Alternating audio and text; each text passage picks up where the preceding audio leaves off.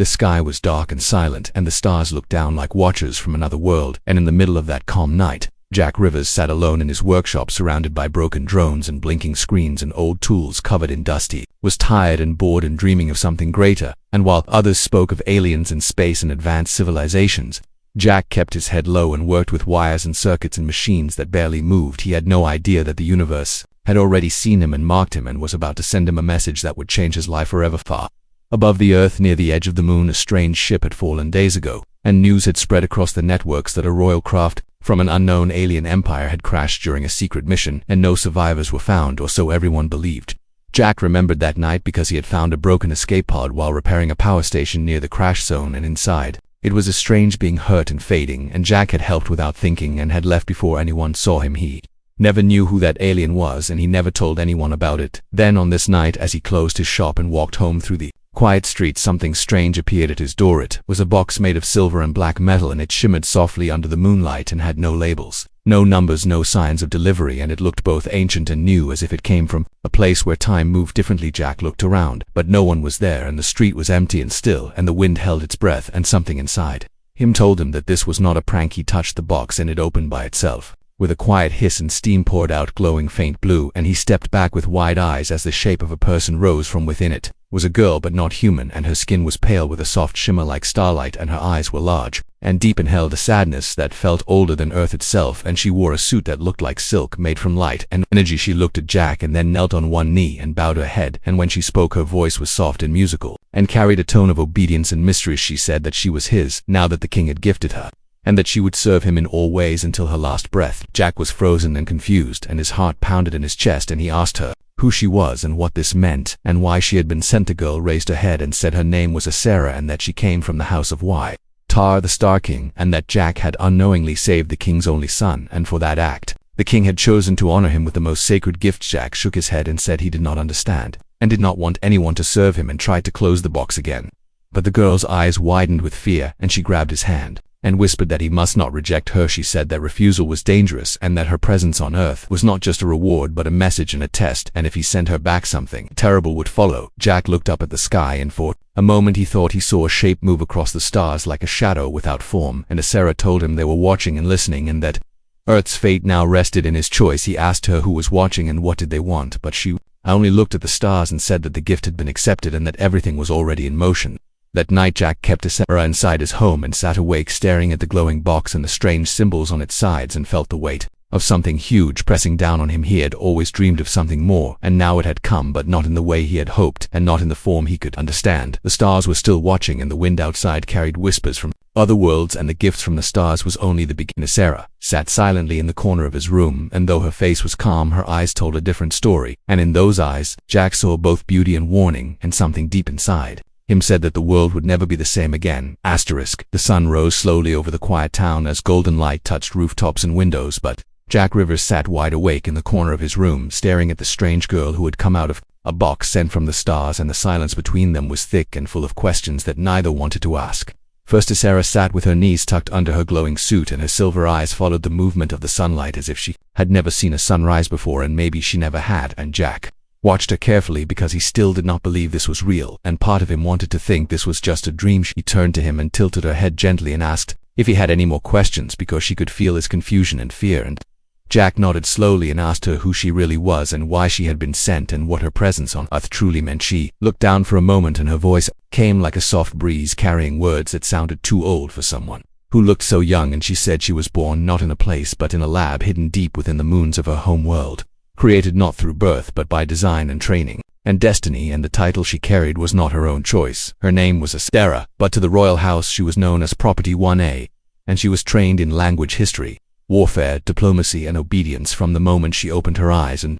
she was part of a program called the Companion Protocol, designed to serve those who earned the king's gratitude or loyalty, and she was the highest and rarest form of that protocol. Jack felt a chill run down his spine, and he asked if she had ever met the king himself, and she said yes, but only once, and not as a person but as a product, inspected and tested and sealed into a special containment vault until the right moment came, and when Jack saved the life of the royal heir, her moment had finally arrived. He asked what she meant by containment vault, and she told him that the box he received was not a box but a pod built from quantum matter designed to preserve her body and mind in stasis for thousands of years if needed, and it could survive direct attacks from planetary weapons and still protect what was inside. Jack leaned forward and asked her if she wanted to be here, and for a second her face became unreadable, and then she said she did not know, because her mind was created to serve, but her heart was starting to feel something different and strange, something new that had no programming or command lines. He stood up and walked to the window, trying to think clearly and wondering what kind of world built living beings just to give them away, and what kind of king thinks that gratitude is best shown with another life. And he whispered that this was wrong, and as Sarah answered softly that in her world this was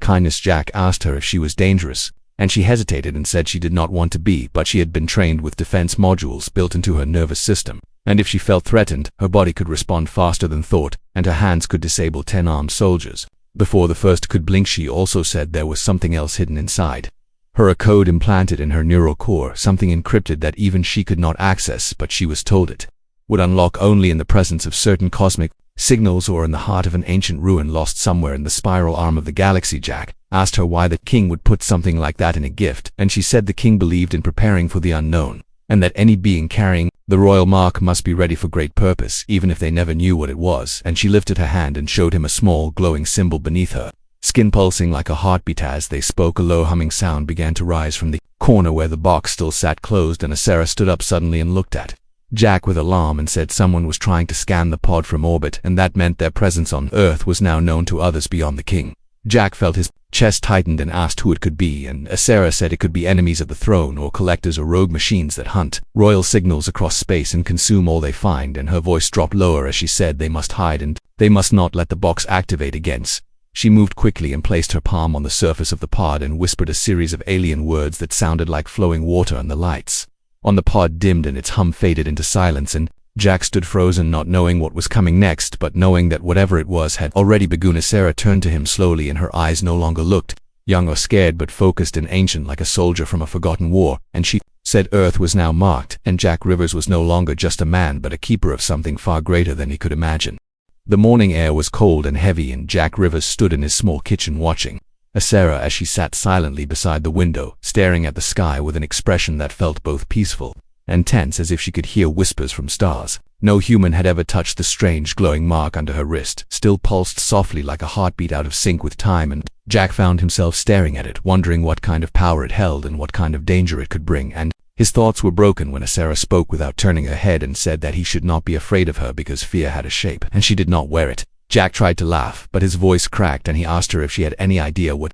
it meant to live a normal life, to eat breakfast without thinking someone from another galaxy was scanning the kitchen walls, to talk to neighbors without wondering if one of them was already replaced by something watching from a hidden lens. Turned and looked at him with eyes that shimmered like liquid silver, and she said that normal was a word made by those who had never seen what the stars could do. And she walked to him slowly and reached into her shoulder seam and pulled out a thin square device no larger than a coin, and said it was part of the gift package, but she had not wanted to give it yet. Jack took it from her and felt a strange warmth in his fingers, and the moment his skin touched the surface, the device blinked and opened into a floating display showing alien text and symbols that changed faster than he could follow. And Sarah said it was a translator, a communicator, and a tracker all in one, and its purpose was to help the companion adjust to the assigned host, but also to monitor loyalty and threat. He asked who it reported to, and she said it was linked directly to the Royal Hive system, but after their escape from the pod she had broken the signal link by sealing the pod's source node using an override command stored in her memory, and now the device was silent. But if someone strong enough tried to reconnect it, then it would awaken, and that would bring the Watchers. Jack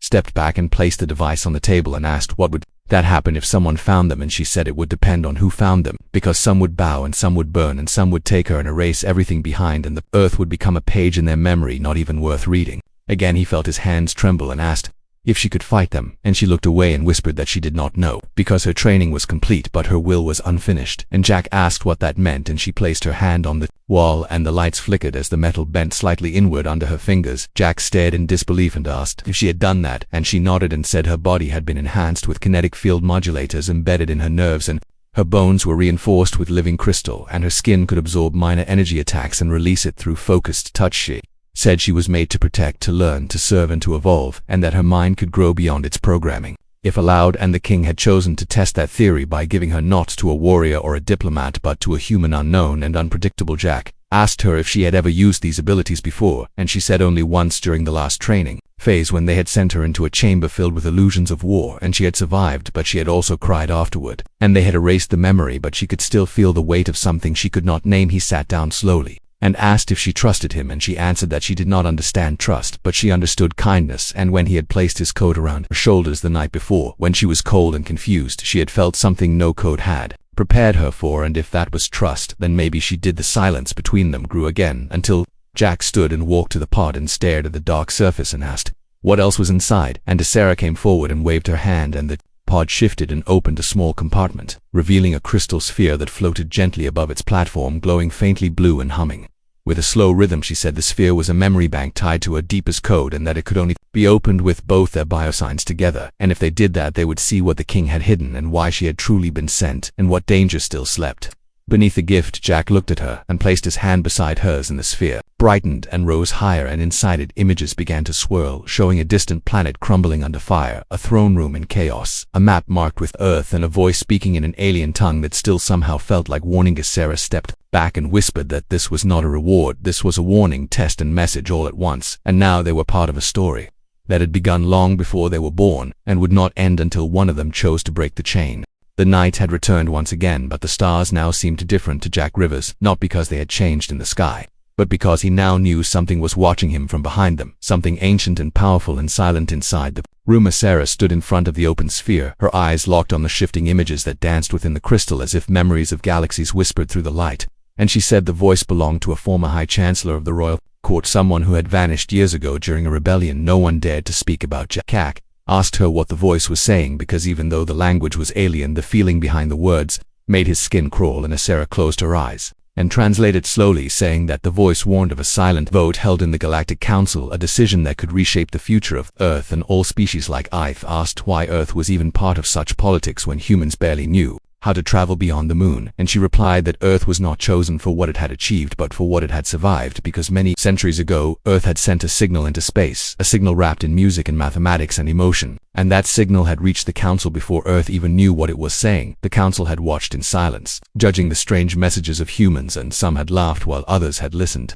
but one voice had spoken in favor of humanity, calling Earth a sleeping force that might one day break the chain of galactic control, and that voice belonged to the same Chancellor, whose words now echoed from the sphere. Jack could not believe what he was hearing and asked if all of this had but been happening without Earth knowing, and Sarah nodded and said that the Council often tested young worlds from the shadows, and gifts like her were tools in those tests sent to measure reaction, compassion, intelligence, and danger. He asked if she agreed with that, and she said she did not know what to believe anymore because her loyalty was programmed, but her thoughts were changing, and her dreams now included things no one had taught her, like the sound of birds or the smell of rain or the way Jack looked at the stars when he thought no one was watching. She said the galaxy was divided into houses of power, each ruled by ancient bloodlines and codes, and the House of Ytar was one of the oldest and most feared, known not just for strength but for manipulation and deep games played over generations, and her existence was part of one such game. Jack walked to the window and stared out into the dark and asked if anyone else from this council had ever come to Earth, and replied that they had, but not in ways humans would understand, because some came through dreams and some through machines, and some hid among the stars waiting for moments when history bent just enough to leave a mark. She said the Watchers would soon arrive, not in ships but in thoughts, in events that would seem natural yet would not be, and Jack must be ready to choose not just for himself but for what he represented, because to the council he was no longer just a man but a case study, a variable in a formula that could reshape their lives. Turned and said he did not want any of it, that he never asked to be part of galactic politics or ancient councils or secret wars, and Sarah stepped close and said that none of them ever asked, but the moment they touched the stars touched back, and now he held a weight that could not be passed to anyone else. Suddenly the lights in the room dimmed and the sphere flickered and projected a map across the wall showing the position of several ships outside Earth's orbit, moving in slow coordinated patterns that formed a circle, and as Sarah said, it was the sign of a silent court gathering to observe the outcome of the trial. Jack asked if this meant Earth was in danger, and she answered that danger was always the first step before recognition, and that if he failed to protect the gift, or worse, if he harmed it, then Earth would be labeled a threat or a failed world, and the council would decide what punishment best fit a planet that rejected peace. He said he never wanted to harm her, and she smiled faintly and said she knew, and that was why the test had already begun, not in the future but in the moment. He opened the box and chose to let her live, and now every word and every action was being recorded by unseen minds watching from the edges of space and time. The room grew quiet as the map faded, and Sarah placed her hand over the sphere again and whispered a command that locked the information and sealed the memories until the next phase, and she looked at Jack and said the king would not protect them anymore because the gift had passed beyond royal control and now belonged to the will of the stars. Jack sat down with his head spinning, trying to understand how his small life had become part of a game played across galaxies, and Sarah stood beside him not as a servant or a machine, but as someone who had chosen to stay not because of duty but because she too wanted to know what came next. The wind outside howled through the broken gaps in the window frames as the night deepened and shadows crawled across the floor like silent watchers, waiting for something unknown to reveal itself. And Jack Rivers sat in the corner of the room, holding the sphere in both hands while his thoughts raced through everything he had seen and heard since the day the box arrived at his door. Sarah stood across from him, her eyes closed and her arms crossed over her chest as if she were listening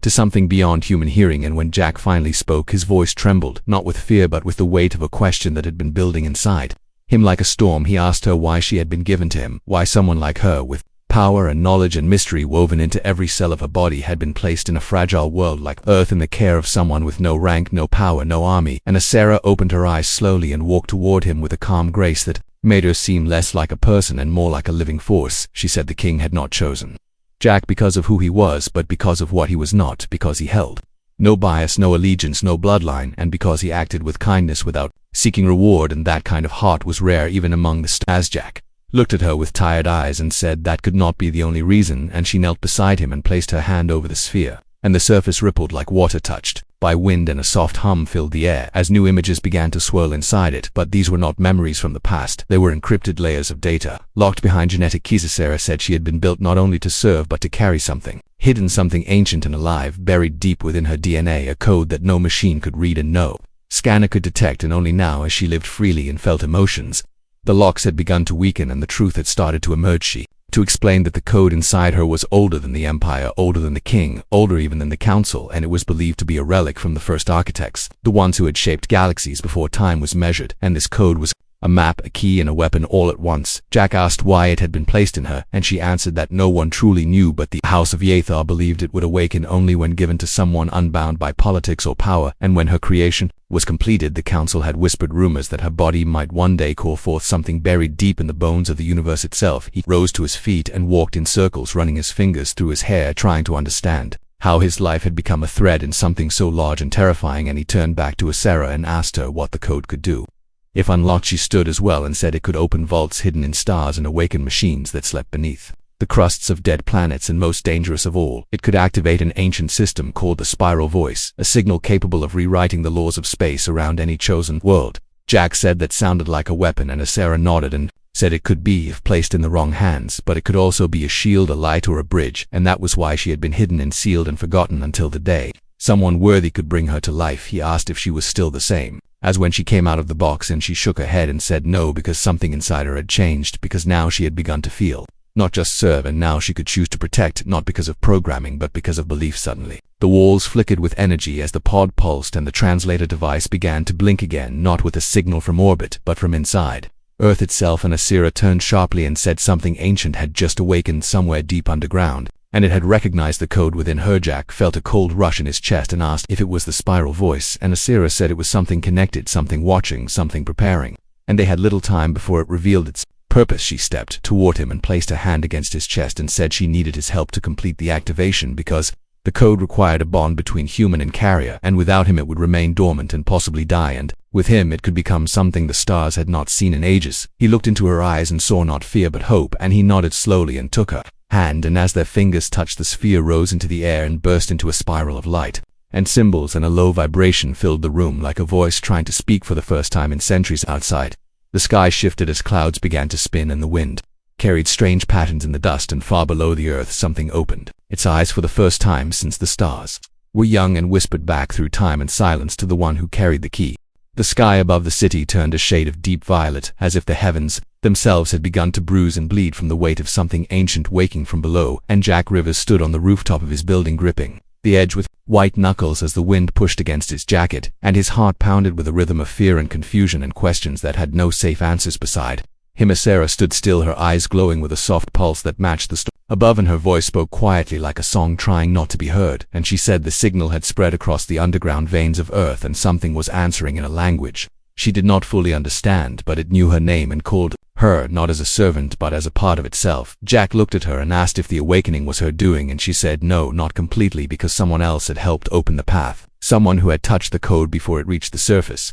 and that meant someone close to them, someone they trusted, had betrayed their presence to forces watching from the dark. He felt his breath catch in his throat as he remembered the last few days and the people who had visited him and the strange questions asked by strangers with familiar voices and the odd behavior of his neighbor, who had once worked in a deep systems lab for the orbital defense net and who had suddenly taken interest in Jack's quiet life. Sarah turned sharply as the rooftop door creaked open and a figure stepped through, wrapped in a long coat and artificial shadows that shimmered like a protective cloak, and when the figure spoke, its voice was layered with synthetic calm and hidden bitterness, and it said that Jack had been given something too dangerous to hold and too valuable to be ignored. Jack recognized the voice and his legs weakened as the figure stepped forward and revealed the face of Dr. Harlan Knox, a friend of his late father and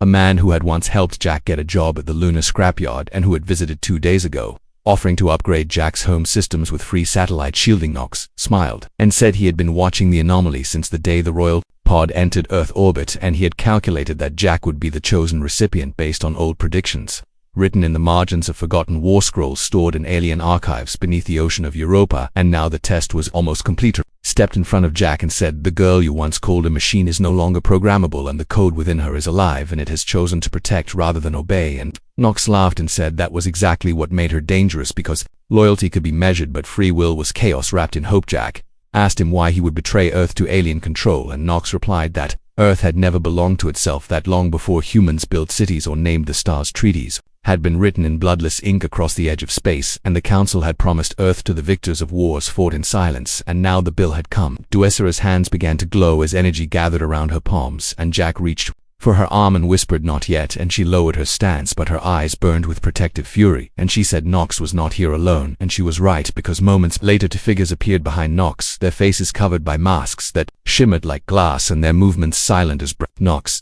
said the Watchers had arrived to claim the key, and he stepped aside as the 2 masked beings raised small rods that pulsed with green light, and Sarah moved between them in a blur of silver and fire, and within seconds 1 rod flew into the air and the other shattered into dust, but not before one of the Watchers pressed a crystal against her arm and vanished in a flash of bending light. As Sarah staggered back, and Jack caught her and saw a strange mark glowing on her skin like a brand made of living data, and she said they had copied a fragment of the code, and now the lock was weakened and others would come, and they would not ask questions, they would only take and looked at Knox, who remained calm and said nothing, and then he walked to the edge of the roof and jumped into a waiting shuttle that cloaked itself and vanished as if swallowed by the air itself, and the silence left behind felt like the moment after a scream. Sarah collapsed into Jack's arms and whispered that something inside her was changing faster than she could control, and the part of her that was born from crystal and code had started to fight the part that had learned how to feel and dream, and if she lost that balance, she might become what she was created to be, not what she chose to become. Jack held her tightly and whispered that she was not alone and that he would never let her become something she hated, and she looked at him with eyes full of pain and gratitude and said, "Then we must run, not away from the stars but toward the place where this began, because only there can we find the truth and the cure and the final key." The wind screamed through the valley of shattered steel as the skies above Earth cracked open with light, not from the sun but from something older and larger and full of judgment, and Jack Rivers stood with his feet buried in dust and ash, staring at the shape descending from the clouds, a shape that pulsed like a star and moved like a god beside him. As Sarah stood trembling, not from fear but from the storm inside her, the code inside her, the ancient power that had been awakened by betrayal and love and choice and now burned through her veins like fire made of memory and metal. The Earth was no longer hidden, and the veil that had protected it for centuries had been lifted by the activation of the spiral voice, and now the Council had come not with words but with silence that pressed against the hearts of every living thing and forced the world to hold its breath. The figure that landed before them was not just the king of the royal house of Yatha, but something beyond the image Jack had once imagined, not a man, not a monster, but a being made of energy and history, wearing armor forged in gravity and war, and his voice echoed through the valley without sound. He looked at Jack not with anger but with disappointment and said the experiment had gone too far, that the gift had changed, and that Earth had crossed a line written in the stars long before humans ever looked up to wonder. Jack stepped forward and said he did not ask for any of this. He did not want a war, a weapon, or a throne, and the king replied that choice was never the purpose. The gift was meant to test obedience and loyalty, not evolution and rebellion. And now Sarah was no longer a servant but a variable too dangerous to contain. As Sarah raised her hand in the sky darkened further as the spiral voice shimmered behind her like a second sun, and she said she had chosen her path and would not return to the chains of her creation, because she had felt life and sorrow and joy in the small the fragile beauty of humanity, and she would not let it be destroyed. The king raised his hand, and the ground beneath them split open, revealing machines older than Earth itself, waiting in slumber and bound to his command, and they rose like mountains of silver and black, ready to erase what had broken the code. Jack turned to Sarah and said he was ready to fight, not as a soldier but as someone who believed in her and what she had become, and she smiled, not with her lips but with her eyes, and took his hand, and their connection sent a pulse through the spiral voice, which responded with a burst of light that tore the clouds apart.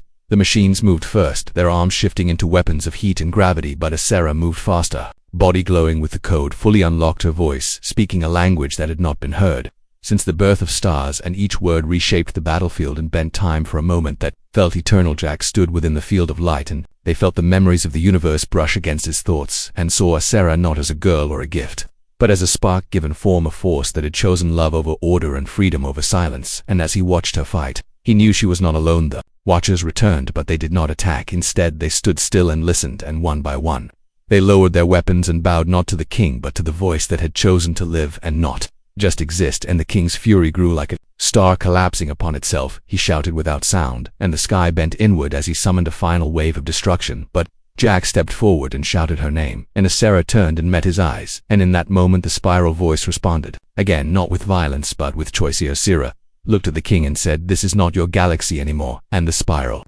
voice erupted in a final pulse that enveloped the machines, the sky, and the king himself in light and memory and silence. And when it cleared, the valley was empty and the weight had lifted from the air. Jack opened his eyes and found himself standing in a field of green, where metal once ruled, and the machines had turned to dust, and the watchers had faded, and only a sun remained standing beneath the quiet sky, her eyes closed and her breath shut. Oh, he ran to her and held her in his arms and whispered that it was over, and she opened her eyes and said, "No, it is just beginning," and reached out to the sky, where stars now looked brighter and closer and kinder than ever before. She said the spiral voice had chosen Earth as a new beacon, a place where choice and growth and emotion would guide what came next, and that she would stay as long as her light could hold, because she was no longer a gift or a weapon or a servant, but something new. Jack stood with her as the wind carried seeds across the land, and the world slowly began to heal. And from that day onward, the galaxy remembered the name of the human who did not conquer but protected, and the girl who chose to feel, and in that choice reshaped the stars forever.